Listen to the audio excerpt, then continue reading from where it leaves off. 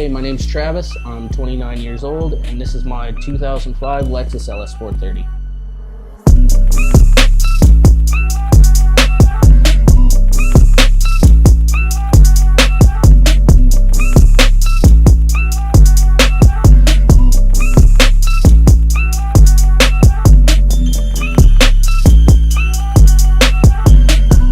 I've had this car since November of 2018. Yeah, actually it needed a lot of work. The bumpers were all beat up, the paint was in really rough shape, the suspension was no good on it, it was kind of sagging in the rear. There were some things to adjust. I actually bought this car from the second owner of it, I do believe. There's a guy on the north end and he had the car for probably 6-7 years. I picked this car because I've always kind of had a thing for these Lexuses just due to the reliability of them, you know, and even the look. It's a timeless car. Growing up, I didn't have a lot of money. I didn't have a lot to really work with. I used to live in a place called Verdon, Manitoba. We would drive into Brandon every couple of months, pick stuff up because there were no local stores in my town. We'd go, my dad would purchase me a couple Hot Wheels, and yeah, it kind of all spiraled from there. My very first car was a 1998 Lexus GS400, probably my favorite car I've ever owned. There is one car in particular that I really regret selling, and that would be my 1978 Toyota Corona wagon. Manny, if you're watching this, sell it back to me. It's a street car, it's not a show car by any means. Honestly, it's pretty hit and miss, you know? Not a lot of people are really into the whole VIP style.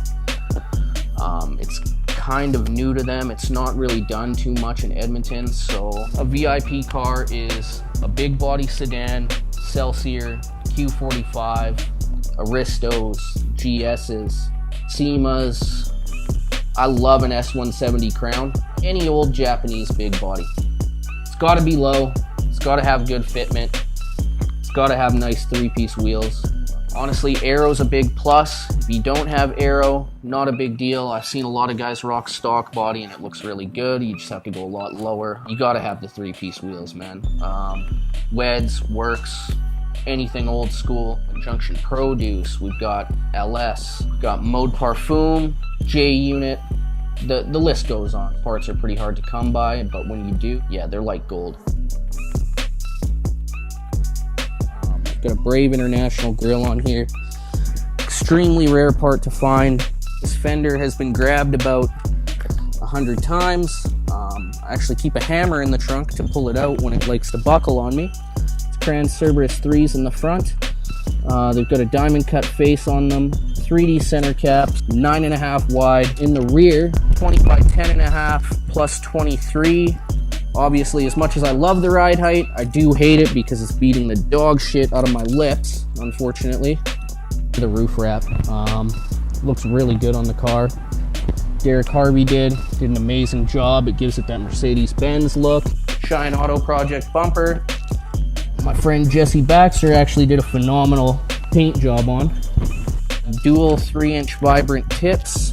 They're double rolled, so it looks just a little bit classier. And Aaron from ArcFab Performance, thank you. You did an amazing job on this.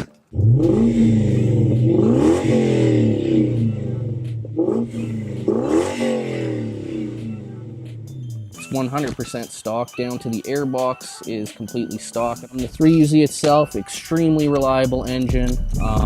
This is really the pinnacle of Lexus engineering, if you ask me. This and the 1UZ, absolutely bulletproof. I keep up on oil changes, maintenance, and that's about it. These cars really don't need much more than that, so it's not about miles per gallon, it's about smiles per gallon. Another must for the VIP cars, you gotta have the wood grain. I can't stress that enough. I love the wood grain. Black leather, very, very soft. AC and heated seats, which is really nice. It comes in very handy. I've got these cowhide leather Street Goons neck pillows, which, yeah, they look great, but they're extremely uncomfortable. But they look good, and that's all that matters, right? The headliner's really nice in this car. It's got an Alcantara headliner, which is one of my favorite features of the interior, honestly. It's very, very soft.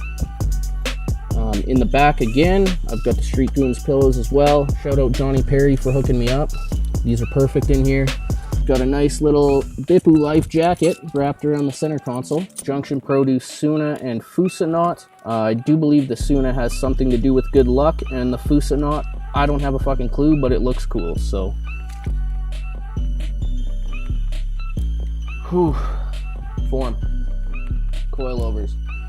Hans RX-7. Too fast, too furious. Ferrari. Probably a STI. EG Civic. I've attracted my wife, so yes. No. E55 wagon. RX-7, Supra, NSX, R34. Mustang, Camaro, Charger, Challenger. If you're in the market for one of these, make sure you have records of the timing belt service. Very important. You snap a timing belt, you're gonna have a bad time. This is an interference engine. Factory recommended interval is like 90,000 miles, so 120,000 kilometers. You can find these cars for between $7,000 and $12,000 on Kijiji. Little less desirable one on the lower end, around 7,000. If you want to jump into the Celsior game and get a right-hand drive one, pretty much the same range, but you'll find one with lower kilometers. Don't try and lowball the owner. The people who sell these cars, they're 80, 90 years old. They don't want to sell this car. They love these things. Don't lowball them. You want to buy one of these, you pay what they ask. Most of the time, they're going to be very well taken care of. When you buy something like this, you don't really have to worry about a lot of maintenance. Obviously, again, the timing belt and water pump is a big one. Big one on this one. Keep up on that, keep up on your oil changes, and really you're going to have a solid daily driver and an all-around solid car.